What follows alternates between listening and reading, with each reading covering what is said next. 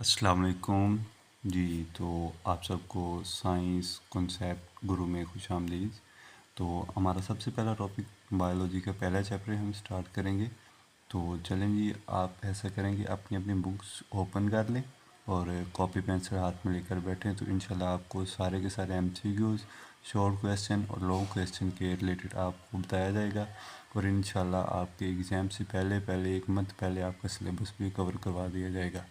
तो चलें जी, बायोलॉजी सबसे पहले हमारे पास है बायोलॉजी। ठीक है, तो देखते हैं सबसे पहले हमारी बुक के अंदर साइंस की डेफिनेशन लिखी हुई है कि साइंस है क्या। ठीक है, science is a systemic way of studying the natural world through observation and experimentation. यानी साइंस वो हमारे पास नॉलेज होता है जो किसी भी, यानी पूरी की पूरी दुनिया को समझने के लिए, ऑब्ज़र्व करने के लिए हम एक्सपेरिमेंट वगैरह करते हैं ना, वो सारे का सारा हमारे पास साइंस के अंदर आता है। यानी कि हम टोटली साइंस को स्टडी ऑफ नेचर भी कह सकते हैं कि science is the study of nature. ठीक है, फिर सर फर्दर हमारे पास साइंस जो मुख्तलिफ ब्रांचेस के अंदर डिवाइड हो जाती है, like biology, physics, chemistry and mathematics. तो चलिए जी, हम बायोलॉजी की तरफ आते हैं। हमारा जो बुक क्या है बायोलॉजी। ठीक है, बायोलॉजी असल में है क्या? Biology is the science of life. कैसे है बायोलॉजी? ठीक है, ये दो ग्रीक वर्ड से मिलके बना है। कितने? टू ग्रीक वर्ड से मिलके बना है। नंबर वन इज़ बायोस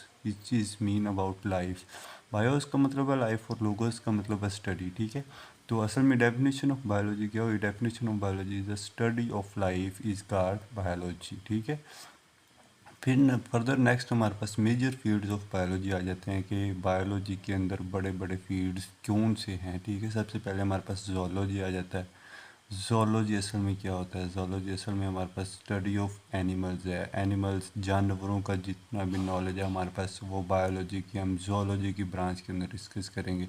जितना भी जानवरों के रिलेटेड हमारे पास मटेरियल होगा। ठीक है, उसके बाद बॉटनी है। बॉटनी के अंदर हमारे पास स्टडी ऑफ प्लांट्स आ जाता है। पौधों के बारे में जो भी हम इंफॉर्मेशन हासिल करेंगे, जो भी पढ़ेंगे, सारे के सारे स्टडी पौधों के बारे में हमारे पास बॉटनी के अंदर आ जाती है। फिर माइक्रोबायोलॉजी है। ठीक है, micro, micro means little, micro means छोटा। ठीक है, माइक्रो का मतलब होता है छोटा, स्मॉल। ठीक है, स्टडी ऑफ माइक्रो ऑर्गेनिज्म, ऐसे ऑर्गेनिज्म जो हमारी आम आँख से हम जिनको नहीं देख सकते। ठीक है, उनकी जो भी स्टडी है वो माइक्रोबायोलॉजी के अंदर आ जाती है। इसमें हमारे पास बैक्टीरिया हैं और फंजाई वगैरह आ जाती है। नेक्स्ट जो हमारे पास ना ब्रांचेज। ठीक है, वो सब फील्ड वो ब्रांचेज है। बायोलॉजी की बहुत छोटी छोटी ब्रांचेज भी हैं उसके अंदर ही, और छोटी से थोड़ी बड़ी भी हैं। ठीक है, तो हमारे पास सबसे पहले क्या आ जाता है ब्रांचेज में? हमारे पास सबसे पहले मॉर्फोलॉजी आ जाता है। ठीक है, मॉर्फ असल में मतलब होता है स्ट्रक्चर, फॉर्म एंड स्ट्रक्चर। ठीक है, यहाँ भी हमारे पास मॉर्फोलॉजी के बारे में डिस्कस किया जाएगा। वहाँ पे हम डिस्कस करेंगे study of form and structure के बारे में। ठीक है, study of form and structure of organism. इसके अंदर हमारे पास क्या किया जाता है? जो आउटर अपीयरेंस हमें नज़र आ रही होती है कि कलर किस तरह है ऑर्गेनिज्म का, शेप किस तरह की है और तरतीब किस तरह की है। और इसके अंदर हम थोड़ी बहुत इंटरनल स्ट्रक्चर के बारे में भी स्टडी करते हैं। जबकि जो एनाटमी है ना, इसके अंदर हम सारी की सारी इंटरनल स्ट्रक्चर के बारे में स्टडी करते हैं। ऑर्गेनिज्म के अंदरूनी हिस्से, ऑर्गन्स किस तरह मौजूद हैं, किस तरह उनकी तरतीब है, ऑर्गन्स के अंदर क्या क्या मौजूद है, ऑर्गन किस तरह बना होता है। ठीक है, यानी कि सारे लाइक हमारे पास डाइजेस्टिव सिस्टम है। ठीक है, एक डाइजेस्टिव सिस्टम है, उसके जो ऑर्गन्स है हमारे पास, उस ऑर्गन्स में हमारे पास क्या क्या आ जाएगा? सबसे पहले हमारे पास माउथ आ जाएगा, जिसके अंदर हमारे पास टीथ है, टंग है, चिप्स है। ठीक है, उसके बाद एसोफेगस आ जाता है। एसोफेगस से पहले हमारे पास फेरिंग्स आता है, फेरिंग्स के बाद एसोफेगस आ जाता है। ठीक है, ये सारे के सारे हमारे पास एक डिफरेंट ऑर्गन्स हैं। ठीक है, इन ऑर्गन्स मिलेंगे तो हमारे पास ऑर्गन सिस्टम बनेगा। एसोफेगस से नेक्स्ट स्टमक है, स्टमक से next small intestine, large intestine, फिर हमारे पास जाके रेक्टम या एनस वगैरह आ जाता है। ठीक है, उसके बाद फिजियोलॉजी है। जहाँ पे भी वर्ड फिजियो यूज़ होगा ना, इसका मतलब होता है फंक्शनिंग ऑफ बॉडी पार्ट्स या फंक्शनिंग ऑफ सेल्स। ठीक है, यानी कि हमारे पास फिजियोलॉजी के अंदर study of functioning of body parts आ जाता है। लाइक हमारे पास जो ब्लड सर्कुलेटरी सिस्टम है, एक पूरे का पूरा सिस्टम है हमारे बॉडी के अंदर, जिसके ज़रिए ब्लड हमारे बॉडी के अंदर डिवाइड होना होता है, या with the help of heart, दिल के ज़रिए से पंप होना होता है, और ब्लड वेसल्स के ज़रिए से ब्लड पूरी बॉडी के अंदर सर्कुलेट होना होता है, जिसकी वजह से हमारे बॉडी के जितने भी टिश्यूज़ हैं या सेल्स वगैरह, वो हमारे बॉडी के न्यूट्रिएंट्स या जो भी ऑक्सीजन वगैरह वो ब्लड से हासिल करते हैं। ठीक है, और हिस्टोलॉजी जहाँ पे भी हमारे पास वर्ड यूज़ होगा इसका मतलब होता है माइक्रोस्कोपिक स्टडी ऑफ टिश्यूज़। इसके अंदर हम किसकी स्टडी करेंगे? टिश्यूज़ की स्टडी करेंगे, ठीक है। टिश्यूज़ असल में होते क्या है? सबसे पहले हमारे पास सेल हैं, जब सेल आपस में मिलेंगे तो टिश्यू बनेगा, ठीक है। लाइक किस तरह ये हमारे पास होता है, ये देखें, ये हमारे पास इस तरह होता है, ये सेल है, ठीक है। सेल आपस में मिलेंगे बहुत ज़्यादा तो हमारे पास टिश्यू बनेगा, ठीक है। जब टिश्यूज़ आपस में बहुत ज़्यादा मिलेंगे तो हमारे पास ऑर्गन्स बनेगा, ठीक है। ORGA, ऑर्गन्स बनेंगे। जब ऑर्गन्स आपस में मिलेंगे तो हमारे पास ऑर्गन सिस्टम बनेगा। जब ऑर्गन सिस्टम मिलेंगे तो हमारे पास एक ऑर्गेनिज्म बनेगा, एक पूरे का पूरा जानदार। सबसे पहले सेल जो कि हमारे पास बिल्डिंग ब्लॉक है, बिल्डिंग ब्लॉक उसको कहते हैं, या लाइक हमने एक बिल्डिंग बनाई, उसकी जो ईंट है वो हमारे पास एक ब्लॉक है। तो सेल हमारे पास इज अ बिल्डिंग ब्लॉक है, ठीक है। सेल के बाद हमारे पास सेल जब आपस में मिलेंगे तो टिश्यू बनेगा। टिश्यू हमारे पास सिमिलर फंक्शन परफॉर्म करते हैं, ये बात याद रखिएगा। ये सिमिलर सेल होते हैं और सिमिलर फंक्शन परफॉर्म करते हैं। फिर टिश्यू जब आपस में मिलेंगे तो ऑर्गन्स बनेंगे, ऑर्गन जब आपस में मिलेंगे तो ऑर्गन सिस्टम बनेंगे, लाइक डाइजेस्टिव सिस्टम है, सर्कुलेटरी सिस्टम है, एंडोक्राइन सिस्टम है, एक्सोक्राइन सिस्टम है, यूरिनरी सिस्टम है। जब ये सिस्टम सारे आपस में मिलेंगे तो एक ऑर्गेनिज्म एक पूरे का पूरा जानदार बनेगा, ठीक है। ये हमारे पास हिस्टोलॉजी, तो मेन हिस्टोलॉजी है ना, हिस्टोलॉजी हमारे पास माइक्रोस्कोपिक स्टडीज़ ऑफ टिश्यूज आ जाता है। ये जितने भी नोट्स हैं ये व्हाट्सएप चैनल के ऊपर आप सबको मिल जाएंगे, ठीक है। व्हाट्सएप चैनल का लिंक नीचे डिस्क्रिप्शन में दिया होगा और इस चैनल के बायो में भी मौजूद होगा। नेक्स्ट हमारे पास साइटोलॉजी। देखो साइटोलॉजी के अंदर स्टडी ऑफ सेल्स के बारे में सारे का सारा डिस्कस किया जाएगा कि सेल्स क्या हैं, ठीक है। सेल्स, ये सेल की डेफिनेशन है, cells are the building blocks of life. Cell हमारे पास क्या है? बिल्डिंग ब्लॉक्स ऑफ लाइफ हैं, ठीक है। इसके अंदर ही हम मैकेनिज्म ऑफ सेल डिवीजन, जिसके अंदर माइटोसिस आ जाता है, मियोसिस आ जाता है, उसको हम साइटोलॉजी की ब्रांच के अंदर ही डिस्कस करते हैं। और नेक्स्ट ना आपकी बुक के अंदर ना एक बॉक्स बना हुआ है, ठीक है। तो बॉक्स के अंदर क्या लिखा हुआ है? The human body contains 30 trillion cells. ये MCQs बहुत इंपॉर्टेंट पूछा जा सकता है। अगर मैं MCQs के लिहाज से बात करूँ तो ये जितनी भी ब्रांचेज हैं ना, ठीक, इन सब की जो डेफिनेशन है वो MCQs के पॉइंट ऑफ व्यू से भी बहुत अहम है और शॉर्ट क्वेश्चन के पॉइंट ऑफ व्यू से भी बहुत अहम। और इस तरह भी अक्सर आ जाता है कि 4 से 5 इन ब्रांचेज के नेम लिख के उनको कह दिया जाता है कि इनको एक्सप्लेन करो, इस तरह से लॉन्ग क्वेश्चन भी बन जाता है, ठीक है। Various types of cell possess various function. उसका इसने ये कहा है कि जो हमारे पास डिफरेंट टाइप्स ऑफ के सेल जो होंगे ना वो डिफरेंट फंक्शन ही परफॉर्म करेंगे, यानी जिस तरह के सेल होंगे उसी तरह के हमारे पास फंक्शन परफॉर्म होंगे। उसके बाद मॉलिक्यूलर बायोलॉजी है।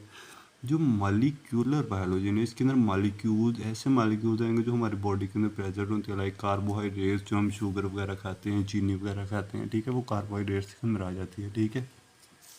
उसके बाद हमारे पास प्रोटीन्स आ जाता है, ठीक है। प्रोटीन्स, लिपिड्स और न्यूक्लिक एसिड, इन सब की ऑर्गेनिज्म के रिलेटेड के हिसाब से जो स्टडी है वो मॉलिक्यूलर बायोलॉजी के अंदर आ जाती है। और इन सब को बायोलॉजिकल मॉलिक्यूल्स बोला जाता है। बायोलॉजिकल मॉलिक्यूल्स मेन है कितने, 4 टाइप्स के बोले जाते हैं, ठीक है, जो कि नेक्स्ट आपके बुक के अंदर चैप्टर भी आएगा, carbohydrates, proteins, lipids and nucleic acid. Next हमारे पास है study the fundamental life process, ठीक है, यानी कि लाइफ का प्रोसेस किस तरह होता है, किस तरह रिस्पायरेशन होती है, किस तरह फोटोसिंथेसिस होती है, ये सारे के सारे ना हमारे पास बायोलॉजिकल मॉलिक्यूल्स के रिएक्शंस और प्रिपरेशन, ये सारे के सारे हमारी बॉडी के अंदर, लाइक किस तरह एनर्जी ट्रांसपोर्ट होती है, किस तरह एनर्जी कंजर्वेशन, ATP से ADP बनता है, ADP से ATP बनता है, NADPH, सारे के सारे जो हमारे पास लाइफ प्रोसेस है वो मॉलिक्यूलर बायोलॉजी के अंदर ही डिस्कस किए जाते हैं, ठीक है। नेक्स्ट है एम्ब्रियोलॉजी। देखिए एम्ब्रियोलॉजी, ठीक है, एम्ब्रियो, एम्ब्रियो क्या होता है? एम्ब्रियो, ठीक है, फर्टिलाइज एग से डेवलपमेंट ऑफ एम्ब्रियो की जितनी भी स्टडी होगी वो हमारे पास एम्ब्रियोलॉजी की आ जाएगी। Study of the process of development of organism from fertilize egg is known as embryology, ठीक है। यानी कि जो हमारे पास एम्ब्रियो बनेगा उसके टिश्यूज़ और ऑर्गन्स की जितनी भी फॉर्मेशन होगी ना वो सारे के सारे हम उसकी स्टडी को एम्ब्रियोलॉजी के अंदर ही डिस्कस करेंगे। नेक्स्ट हमारे पास जेनेटिक्स आ जाएगा। जेनेटिक्स क्या है? विरासत जिसे बोलते हैं उर्दू में, ठीक है। तो जेनेटिक्स में क्या होता है, जितने भी हमारे पास पेरेंट्स जो ऑफस्प्रिंग के अंदर जितने भी करैक्टरिस्टिक या खसूसियात पेरेंट्स से जो भी चीज़ बच्चों के अंदर मुंतकिल होना होती है वो इस ब्रांच के अंदर हम डिस्कस करते हैं जेनेटिक्स के अंदर, ठीक है। जेनेटिक्स के अंदर हम जेनेटिक डिजीज़ लाइक ऐसी बीमारियां जो कि वालिदैन से बच्चों के अंदर मुंतकिल होती हैं वो भी इनके अंदर ही डिस्कस की जाती हैं, ठीक है। और जो भी हमारे पास बेटर वैरायटीज़ ऑफ प्लांट्स हैं, ठीक है, लाइक हमारे पास अच्छी नस्ल के जितने भी प्लांट्स वगैरह या एनिमल्स वगैरह हैं उनको दोबारा ब्रीड करवा के, ठीक है, उसी तरह की दोबारा खसूसियात वाले जानदार या प्लांट्स हम हासिल करते हैं, वो भी जेनेटिक्स के अंदर आता है, फिर प्लेंटोलॉजी आ जाता है, ठीक है। असल में ये लफ्ज़ फॉसल्स के रिलेटेड है, जहाँ पे भी ये प्लेंटोलॉजी लफ्ज़ आएगा तो आपने कहना है स्टडी ऑफ फॉसल्स, ठीक है, यानी कि जो हमारे पास राख वगैरह होती है, ठीक है, ऑर्गेनिज्म की राख, ये भी ऑलवेज याद रखना है कि फॉसल्स कौन सी फॉसल्स के बारे में बात करेंगे, ऑर्गेनिज्म, चूँकि हमारे पास लफ्ज़ बायो है, बायो का मतलब लाइफ है, और लाइफ के अंदर जितने भी हम ऑर्गेनिज्म के अंदर ऑर्गेनिज्म ही डिस्कस करेंगे, चूँकि ये ब्रांच ऑफ बायोलॉजी, तो इसलिए हम फॉसल्स रिलेटेड टू ऑर्गेनिजम्स के बारे में ही बात करेंगे, ठीक है। इसमें क्या होगा, ठीक है, फॉसल्स, हमें कोई भी फॉसल मिली, उसका हम एग्जामिनेशन, उसको हम एग्जामिन करेंगे कि वो क्या है, ठीक है। एग्जामिन करने के बाद हमें पता चल जाएगा कि ये हमारे पास लाइक बैक्टीरिया है, तो हम उसकी फिर एवोल्यूशन हिस्ट्री के बारे में मालूम करेंगे कि वो आया कि आज से कितने साल पहले था, कितनी ज़िंदगी थी उसकी, ये सारे के सारा हम प्लेंटोलॉजी के अंदर डिस्कस करेंगे। एग्जाम्पल उसने डायनासोर फॉसल की दी है, ठीक है, जो कि एविडेंस सबूत देता है हमें रेप्टाइल्स का, ठीक है, या लाइक हमारे पास आज से कई या देखिए उसने लिखा मिलियन ईयर्स को, कई मिलियन ईयर्स को डायनासोर रहते थे, ठीक है। साथ में एक बॉक्स बना, उसके अंदर बहुत इंपॉर्टेंट डेफिनेशन लिखी हुई है लाइक फोसल के रिलेटेड, के फोसल क्या है, fossil are the remains of plants and animals, जो राख बच जाती है, ठीक है, एनिमल्स और प्लांट्स की, उनको हम फोसल बोलते हैं, जो कि प्रिजर्व इन रॉक्स के अंदर, राख के अंदर प्रिजर्व की जाती है, and other geological formation, like हमारे पास कोई भी इन्वायरमेंट के अंदर चेंजिंग वगैरह हुई, कुछ सैलाब आया, कुछ जलजला आया, तो उसकी वजह से हमारे पास ज़मीन के अंदर कोई भी प्लांट्स वगैरह या एनिमल वगैरह रह गए, ठीक है, फिर हाई प्रेशर की वजह से वो सारे के सारे जल जाते हैं, जिसकी वजह से हमारी ज़मीन के नीचे कोयला बच जाता है, या हमारी ज़मीन के नीचे जो राख बच जाती है, ठीक है, उस सब को बोलते हैं। ये बहुत इंपॉर्टेंट MCQs है। The oldest fossil is cyanobacterium, ठीक है, सबसे ओल्ड किसका फॉसिल है, साइनोबैक्टीरियम का, कितनी एज का, 3.5 बिलियन ईयर्स अगो, ठीक है, कितने, 3.5 बिलियन ईयर्स अगो साइनोबैक्टीरियम का। नेक्स्ट हमारे पास टेक्सोनॉमी है। टेक्सोनॉमी जहाँ पे भी आएगा तो आपने सिर्फ यही बात याद रखनी है, it is the classification of organism into groups, ठीक है, on the base of similarities and differences, ठीक है, कि लाइक हमारे पास ये क्लासिफिकेशन है ऑर्गेनिज्म की, प्लांट्स की होगी या एनिमल्स की होगी, ठीक है, किसकी बेस पे हमारे पास सिमिलरिटीज़ और डिफरेंसेस की बेस के आया कि उनके अंदर सिमिलर कौन कौन सी चीज़ें हैं और डिफरेंस कौन कौन सी चीज़ें हैं, किस लिए की जाती है, ताकि ऑर्गेनिजम्स को, जानदारों को एक सिस्टमेटिक वे के अंदर ऑर्गेनाइज किया जाए, ठीक है, और अंडरस्टैंड किया जाए डाइवर्सिटी ऑफ लाइफ, ठीक है, ज़िंदगी कितनी डाइवर्स है, कितनी फैली हुई है, और न्यू स्पीशीज़ कौन कौन सी हैं हमारे पास, ठीक है, लाइक हमारे पास बहुत ज़्यादा न्यू स्पीशीज़ हैं, और बहुत सी ऐसे भी जिनको हम जानते नहीं हैं। नेक्स्ट एकोलॉजी, एकोलॉजी का दूसरा नाम हमारे पास एनवायरमेंटल बायोलॉजी है। ये बायोलॉजी की एक ऐसी शाखा है, study the relationship between organisms and their environment. It means that, इसका मतलब ये है कि बायोलॉजी की ऐसी शाख जिसके अंदर हम ऑर्गेनिज्म और उसके अपने माहौल के दरमियान होने वाले राब्ते तल्लुकात के बारे में डिस्कस करते हैं, उसको हम एकोलॉजी बोलते हैं, ठीक है। ये किस लिए हम इसको डिस्कस करते हैं, टू कंजर्व बायोडाइवर्सिटी, ताकि जितनी भी हम ऑर्गेनिज्म इस ज़मीन के ऊपर फैले हुए हैं उसको महफूज कर सके, ठीक है। ऑर्गेनिज्म इसमें किस तरह महफूज कर सके, ऑर्गेनिज्म डिफरेंट जियोलॉजिकल मतलब के डिफरेंट पोजीशंस पे या एरियाज़ में फैले हुए हैं, वहाँ का हमारे पास इन्वायरमेंट चेंज है, तो इस हिसाब से हम इन्वायरमेंटल बायोलॉजी के ज़रिए से उनके इन्वायरमेंट वगैरह को स्टडी करेंगे, ठीक है। तो इन सब जितनी भी डेफिनेशंस हैं इनकी एग्जांपल वगैरह भी याद रखिएगा, और ये सारे का सारा मटेरियल आपकी बुक से ही लिया गया है, और बुक को ही एग्जामिनर फॉलो करके आपका पेपर बनाता है, तो इंशाल्लाह इसमें से सारा पेपर आएगा। आप लोगों ने ये देखें, ये डेफिनेशन वाली पहली लाइन है, उसके नीचे इसकी इंपॉर्टेंस भी लिखी हुई है, ठीक है। इंपॉर्टेंस इसलिए लिखी है कि एग्जामिनर आपसे पूछ सकता है कि इसकी एग्जांपल दो या इसकी इंपॉर्टेंस क्या है हमारी लाइफ के अंदर, तो आपने इंपॉर्टेंस भी याद रखनी है, ये भी शॉर्ट क्वेश्चन के तौर पे पूछा जा सकता है। नेक्स्ट हमारे पास मेराइन बायोलॉजी, जो मेराइन लफ्ज़ है ये ओशन से रिलेटेड है, ऐसा पानी से बोलते हैं जो कि साफ़ नहीं होता, साल्टी वाटर होता है, ठीक है, समुद्रों का पानी साफ़ नहीं होता, ठीक है। Marine biology is the study of life in ocean, ऐसी लाइफ की स्टडी जो कि ओशन समुद्रों के अंदर रहती है, ठीक है। किस लिए, ठीक है, ये नेक्स्ट नीचे लिखा हुआ इंपॉर्टेंस, ठीक है, ये भी आप लोगों ने याद करनी। Help to understand ocean biodiversity. Ocean के अंदर जितने भी हमारे पास ऑर्गेनिज्म है, कोई ऊपरी तह में, कोई दरमियानी तह में, कोई सबसे निचली तह में, कोई नीचे वाली मट्टी रेत सैंड के अंदर रहते हैं, ठीक है, उन सब के बारे में और न्यू स्पीशीज़ के बारे में डिस्कस करना है। नेक्स्ट हमारे पास जो आ जाता है वो हमारे पास है पैथोलॉजी, ठीक है।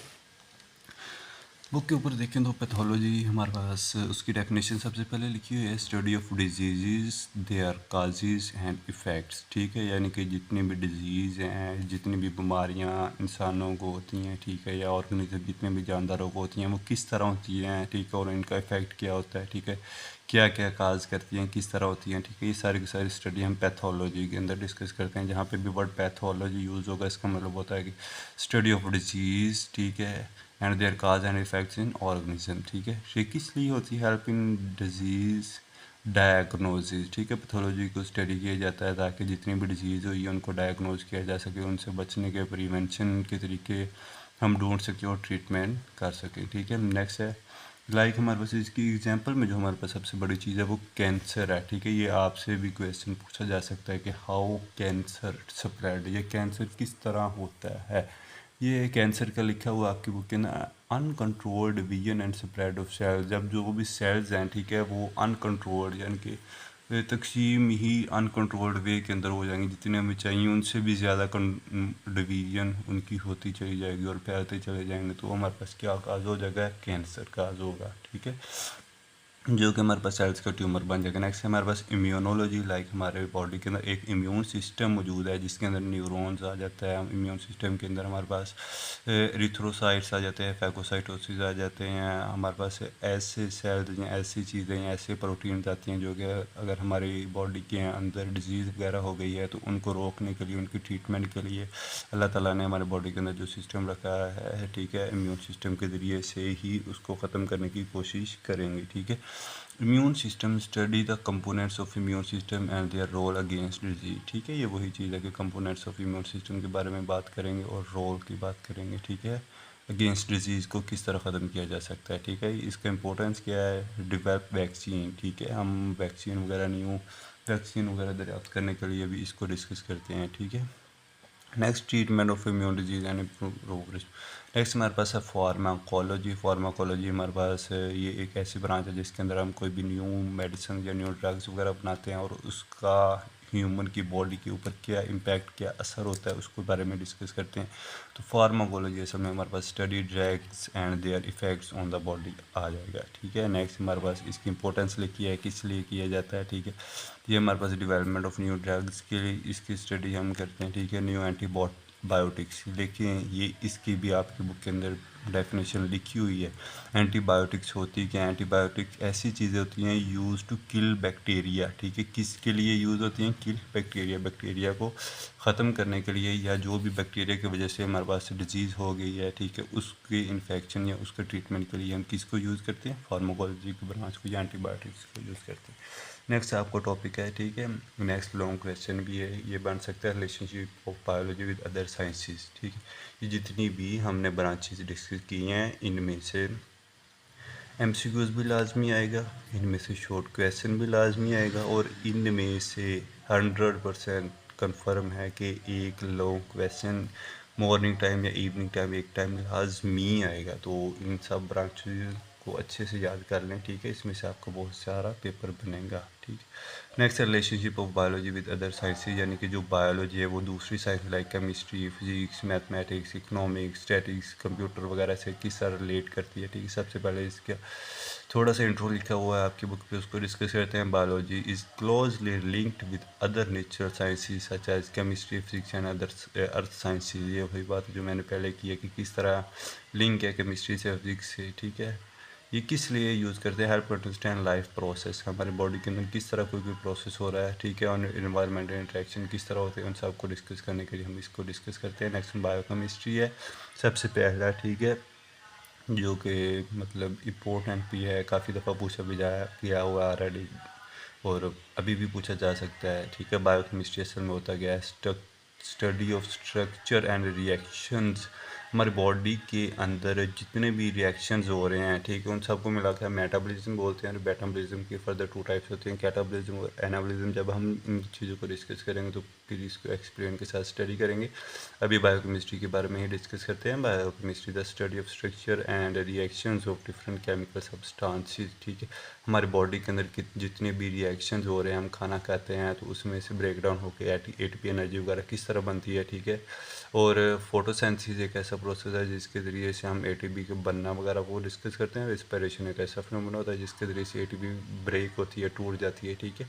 ये दोनों के दोनों प्रोसेस बायोकेमिस्ट्री के अंदर ही डिस्कस किए जाते हैं। नेक्स्ट बायोफिजिक्स आ जाता है, ठीक है। सबसे पहले आप ये गौर करेंगे, जब भी आप चलते हैं, मूवमेंट होती है, हाथ हिलाते हैं, बाजू हिलाते हैं, ठीक है, ये सारा कुछ जितना भी हिलना है जोड़ों का, यानी कि मूवमेंट ऑफ जॉइंट्स या मूवमेंट ऑफ बॉडी जितनी भी होगी, वो हम बायोफिजिक्स के रूल्स के ज़रिए से ही डिस्कस करते हैं, ठीक है। इसलिए बायोफिजिक्स भी बहुत ज़रूरी है। बायोफिजिक्स क्या है? Study of the principles of physics which apply to biological process, ठीक है। ऐसे प्रिंसिपल्स, ठीक है, जो कि हमारे पास बायोलॉजिकल प्रोसेस के अंदर डिस्कस होते हैं, और वो भी किसके? फिजिक्स के, उसको हम बायोफिजिक्स बोलते हैं। तो इसमें हमारे पास क्या क्या आ जाएगा? लाइक हम लीवर, जो पुली जिसे बोलते हैं, ये लीवर जिगर लीवर याद रखना, पुली जिसे बोलते हैं, ठीक है। भारी वजन उठाने के लिए जो हम यूज़ वगैरह करते हैं, ठीक है। जिस तरह वो काम करती है उसी तरह हमारे बॉडी की मूवमेंट्स वगैरह होती है। लाइक हमारे पास मसल, बोन्स एंड जॉइंट्स वगैरह उसी तरह ही काम करते हैं, ठीक है। नेक्स्ट कंप्यूटेशनल बायोलॉजी है। इसमें हमारे पास यूज़ ऑफ मैथमेटिक्स मॉडल्स आ जाता है, ठीक है। Algorithms and computer simulations to understand biological, like हमारे पास हमारे बॉडी के अंदर जो भी प्रोटीन है, वो प्रोटीन जितनी भी प्रोटीन है वो किन से मिलकर बनी होती है? अमाइनो एसिड से मिलकर बनी होती हैं। तो उनके सारे के सारे प्रोसेस को समझना किसके ज़रिए समझना? तो कंप्यूटेशनल बायोलॉजी के अंदर ही हम उसको डिस्कस करते हैं। नेक्स्ट हमारे पास है बायोजियोग्राफी। देखिए, बायोजियोग्राफी यानी जो ऑर्गेनिज्म या ज़िंदगी या लाइफ इस पूरी के पूरे हमारे पास अर्थ के ऊपर जहाँ पे भी डिफरेंट पोजीशन के ऊपर डिवाइड हुई है, ठीक है। यानी जहाँ लोग एक ही जगह पे थोड़ी मौजूद हैं, डिफरेंट रीजन्स पे मौजूद हैं, ठीक है। डिफरेंट कंट्रीज़ हैं, वो डिफरेंट रीजन्स के ऊपर हैं। या ऑर्गेनिज्म जितने भी वो डिफरेंट, कोई ऑर्गेनिज्म पानी के अंदर रहता है, कोई ज़मीन के अंदर रहता है, इन सब की जितनी भी स्टडी है वो बायोजियोग्राफी होती है। और इन सब ऑर्गेनिज्म की जितनी भी डिस्ट्रीब्यूशन है डिफरेंट इलाकों के अंदर फैल जाना, ठीक है, ये सारे के सारा बायोडाइवर्सिटी के अंदर आता है, ठीक है। Study of distribution of living organisms in different geographic regions of the world is called biogeography. Next हमारे पास है बायोस्टैटिक, ठीक है। ये आपकी बुक का एक चैप्टर भी है, पूरे का पूरा बायोस्टैटिक है, ठीक है। तो इसमें क्या आ जाएगा? Study of principles of biostatics to analyse and interpret data related to living organism, ठीक है। बायोस्टैटिक के रूल्स या उसका जितना भी डाटा है, ठीक है, उस सब को लिविंग ऑर्गेनिज्म, लाइक हमारे पास कोई भी एक इलाके में, ठीक है, एक बंदे में नहीं, एक इलाके में डिजीज़ हो गई है, तो उसके अंदर हमने ये डिस्कस करना आया कि कितने बंदे इससे कितने परसेंटेज मुतासर हुई है, ठीक है। लाइक 10% ऐसे हैं जो बिल्कुल मुतासर ही नहीं हुए, 40% ऐसे हैं, 100 में से 40% मरीज़ ऐसे हैं जिनको थोड़ा माइनर से इन्फेक्शन हुआ और वो ख़ुद ही ठीक हो गए हैं। 100 में से 20 ऐसे हैं जिनको काफ़ी हैवी हुआ है तो वो ट्रीटमेंट के ज़रिए से ठीक हुए हैं। 100 में से 20 ऐसे हैं जो मर ही गए हैं, ठीक है। इसी तरह इस सब डाटा को एनालाइज करना ये बायोस्टैटिक्स के अंदर ही हमारे पास आता है, ठीक है। ये बायोटेक्नोलॉजी ये बहुत इंपॉर्टेंट है, बहुत इंपॉर्टेंट है शॉर्ट क्वेश्चन के पॉइंट ऑफ व्यू से, ठीक है। इसके अंदर होता है, इसके अंदर हम ऐसे इसके अंदर हम ना डीलिंग किसकी करते हैं?